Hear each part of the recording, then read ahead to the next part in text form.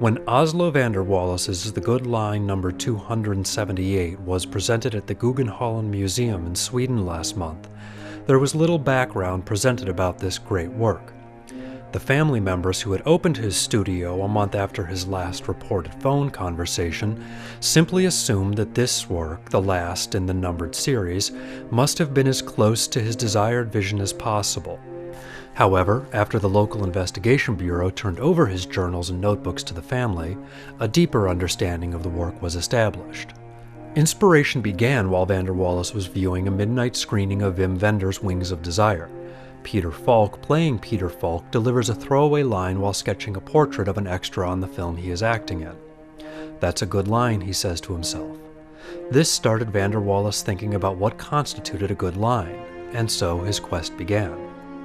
But more interesting than the final product and the reactions and ramifications it has stirred are the motivations behind the rejection of the 277 other attempts. Taking cues from the film, he started using a standard number 2 pencil on sketch paper. However, after 20 attempts, this technique was rejected, simply citing the impermanence and weakness of graphite in his journal. For line number 21, van der Wallace returns to the medium he knows best, and begins to work with paints. He started simply with a standard 20 by 30 inch canvas, using a basic round brush and solid black acrylic paint, Van Gogh Catalog number 45, Mars Black. Van der Wallace's diary notes that he rejected the early attempts based solely on instinct.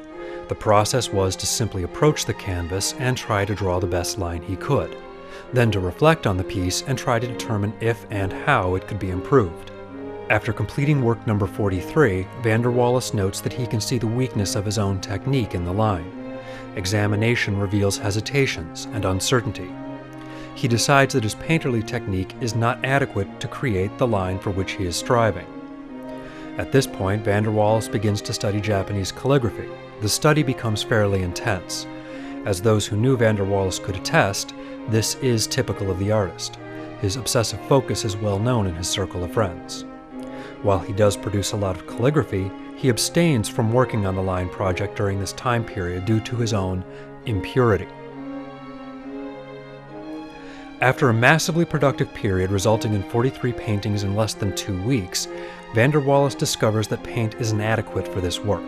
Upon close scrutiny, he realizes that paint does not produce a single line, but rather a collection of overlapping and interwoven lines. In disgust, van der Wallace throws all his paints and brushes into the furnace. After much scrutiny, van der Wallace concluded that ink was the best medium for the project due to its permanence, solidity, and depth of hue.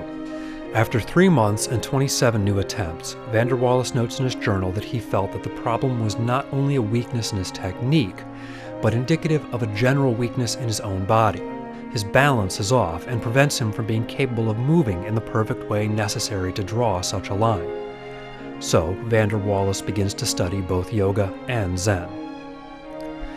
By the time he had completed line 164, the curves of the line began to resemble the curves of a woman the artist had loved, but she had left him. As perfect as the artist may have considered her, the fact that she left indicates that there was no perfection there.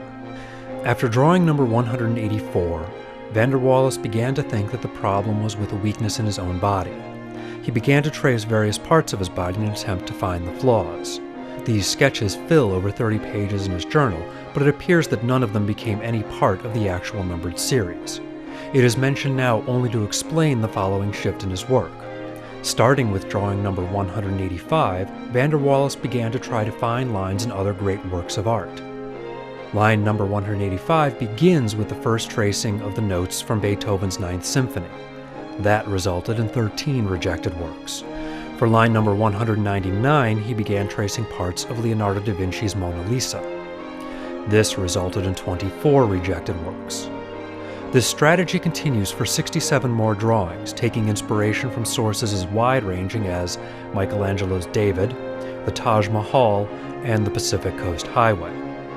According to the notebooks, line number 214 was deemed obscene.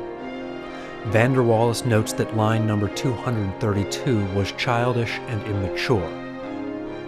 Line 255 was considered to be van der Wallace's greatest failure. As such, he has destroyed the original drawing and it is missing from the set. In his journal, van der Waals rejects line 262 as being too historical. Drawing number 256 notes a new revelation for van der Waals. He deduces that the problem with all his lines is that they are not based on the present, but on his past. Each line he has drawn thus far is based on the influence of his experiences, so in order to attempt to bring the drawings into the present, he decides that he must actually live each line. He begins to take walks and use these travels as sources for his lines, mapping his journey onto each blank page. Drawing number 262 is taken from his trip around North Aberlane. Drawing number 265 resulted from the artist wandering for a day in a cornfield outside of Kankakee. However, each of these is still rejected. After finishing drawing number 277, van der Waals writes in his journal, "In a moment of absolute depression, I looked back at all the works, at all the failures I had made, and I realized the problem was not with the lines themselves, but with my method of looking at them. Each line I drew was only a segment, a small portion of a greater whole. The problem with my work was that it was being viewed in pieces.